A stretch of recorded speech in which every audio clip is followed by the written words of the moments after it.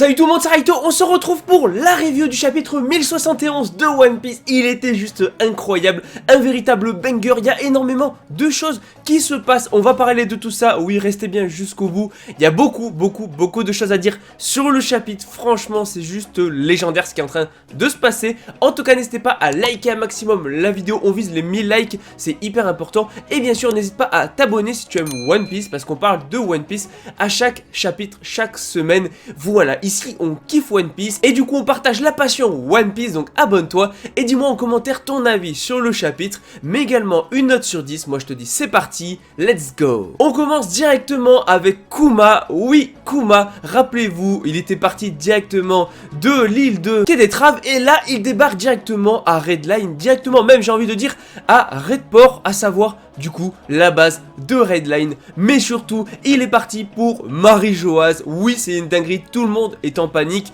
tous les civils sont en panique, tout le monde est au courant que l'ancien grand corsaire est présent ici. Maintenant pourquoi est-ce qu'il se dirige là? D'ailleurs il s'est littéralement mangé le mur et surtout il est dans un sale état, mais en tout cas il a un objectif précis, on ne sait pas lequel, mais là c'est juste excellent parce que tout est en train de se mettre en place, tout le monde passe à l'action, y compris Kuma. Bon maintenant on va parler de l'île de Egghead. Oui il se passe plein de choses, c'est juste incroyable. Premièrement Lucci refuse de partir et surtout d'obéir à la marine et d'attendre la marine, tout simplement parce qu'il ne reconnaît pas Luffy au chapeau de paille comme un empereur, il refuse de le voir comme tel. Bon d'un côté s'il a son titre d'empereur c'est aussi qu'il a vaincu Kaido et qu'il a fait énormément de choses, donc normalement il mérite clairement son titre d'empereur, mais en tant qu'ancien adversaire de Luffy, je peux comprendre que Lucci qui était à peu près à son niveau à l'époque, en fait ne veuille pas l'accepter en tant qu'empereur et qui se dit qu'il est toujours à son niveau.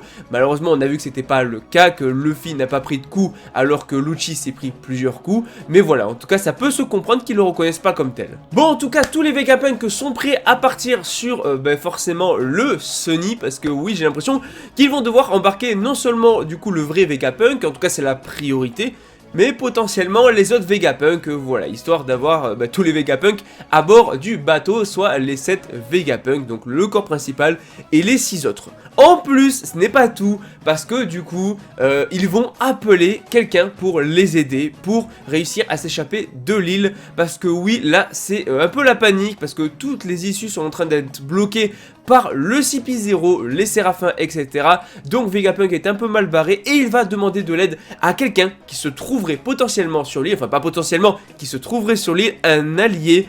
Et franchement, il laisse le mystère, on ne voit pas de qui il s'agit. Tout ce qu'on sait, c'est qu'il parle par Denden Mushi et surtout qu'il est d'accord pour aider Vegapunk et que surtout, il attendait justement un ordre comme ça. Alors là, il y a pas mal de théories qui circulent sur internet, dont la première et celle, j'ai envie de dire, qui a été le plus citée, c'est Scopper Gaban qui serait potentiellement ici sur l'île, donc à voir. Et effectivement on sait que c'est quelqu'un qui pourrait retarder le CP0, la marine, les Séraphins, etc.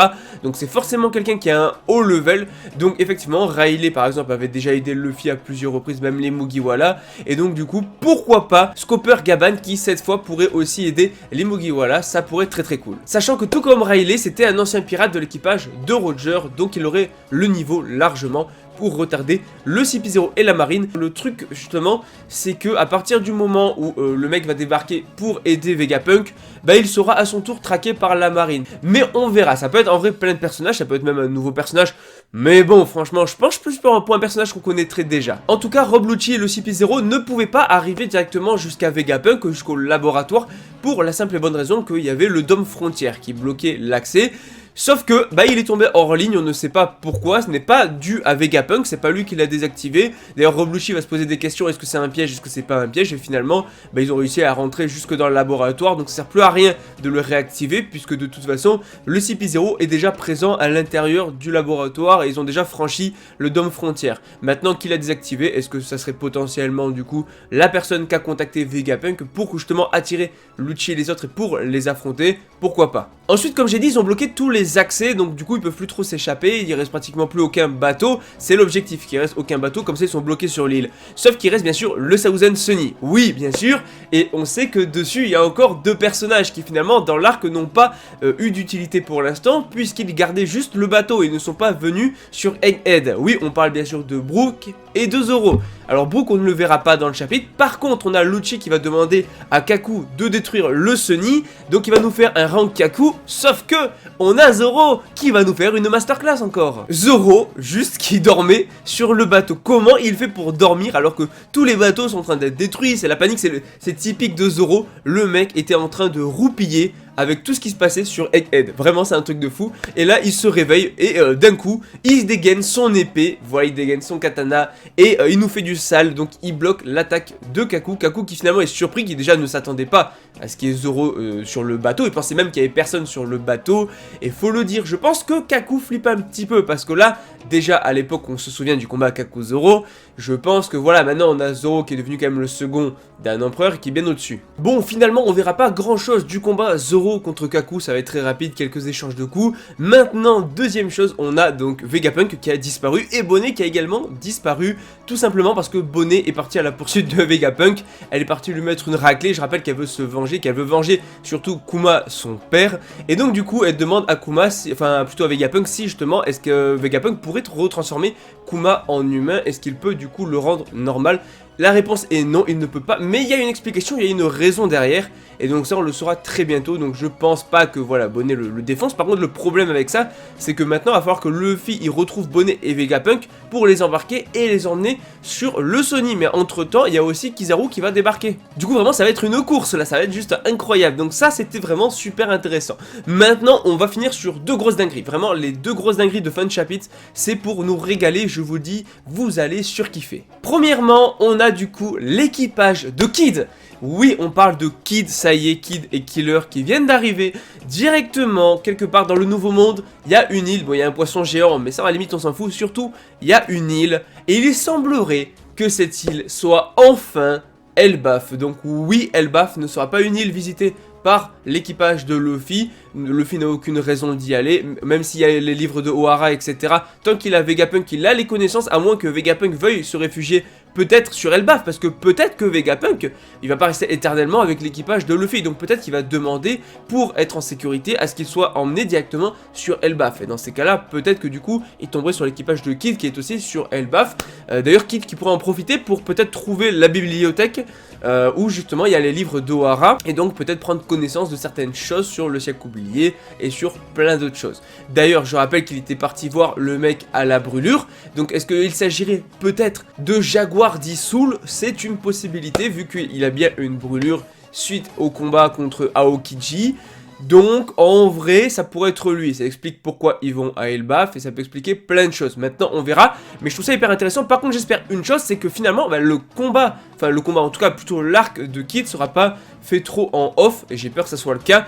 J'aurais aimé qu'on voit vraiment l'équipage de Kid débarquer sur Elbaf, les voir interagir avec les géants, voir ce qui se passe sur l'île, et pas juste qu'on skip totalement ça et que ça soit raconté dans un SBS ou je ne sais quoi, mais vraiment qu'on l'ait dans le manga. Et surtout ça serait dommage de pas exploiter, je veux dire Elbaf, alors que Kid y est. Alors c'est vrai que je sais pas si Oda prendra le risque de faire plusieurs chapitres sans Luffy et les autres, il l'a déjà fait, pourquoi pas, mais sur Kid peut-être, genre plusieurs chapitres sur Kid, voir ce qu'il fait à Elbaf, ça pourrait être super intéressant, donc à voir par la suite, mais franchement j'avoue ça m'a fait kiffer. Et enfin deuxième chose, on a donc du coup quelqu'un qui va appeler à la base navale du G14, il s'agit du coup de Doll. Oui on parle de Doll qui va appeler Garp, parce que là voilà c'est une guerre qui vient d'être déclarée à Egghead, on est en train de déclarer une guerre à un empereur, à Luffy, il faut envoyer tout le monde normalement, voilà il y a Kizaru est déjà en route, le CP0 est déjà là-bas, il faut envoyer toute la marine là-bas, donc ils veulent envoyer Garp aussi là-bas, parce que le but c'est d'envoyer le plus de gens possible. Donc à voir si Fujitora pourrait débarquer là-bas aussi, je ne sais pas,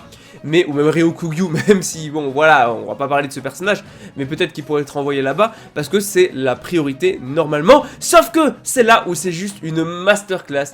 Le vice-amiral Garp n'en fait clairement qu'à sa tête, il en a rien à faire de ce qui se passe du côté de Egghead. Barbe Noire a kidnappé Kobe, c'est ça qui l'intéresse. Du coup on a Garp qui débarque et on a le vaisseau de Hermep et il lui dit allez vas-y monte, il est temps, maintenant on va sur la ruche, battons ces pirates et sauvons le capitaine Kobe. Donc là on a littéralement Garp qui est en train de déclarer la guerre à un empereur sans autorisation, mais il s'en fout royalement, lui il veut juste sauver Kobe et il est prêt à affronter Barbe Noire. Oui, donc est-ce qu'on aura un combat Barbe Noire contre Garp? C'est une possibilité. Maintenant, deux choses. Le truc, c'est que Barbe Noire combat actuellement Law.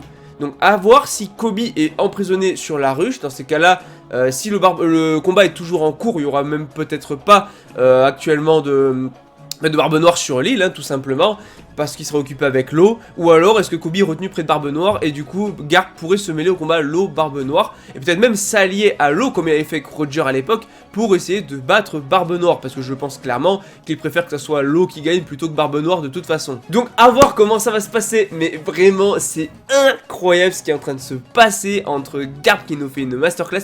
Il a pas peur d'aller affronter un empereur, juste c'est pour montrer la puissance et le level de Garp, un vice-amiral qui a le niveau amiral, voire même au-dessus, hein, on va pas se mentir, même si maintenant il a pris un peu de l'âge, mais c'est pour montrer que le niveau qu'a Garp, il n'a pas peur d'aller affronter quasiment tout seul. Il a quoi? Il a son bateau à lui, quoi. Il n'y a même pas d'autres amiraux ou quoi que ce soit.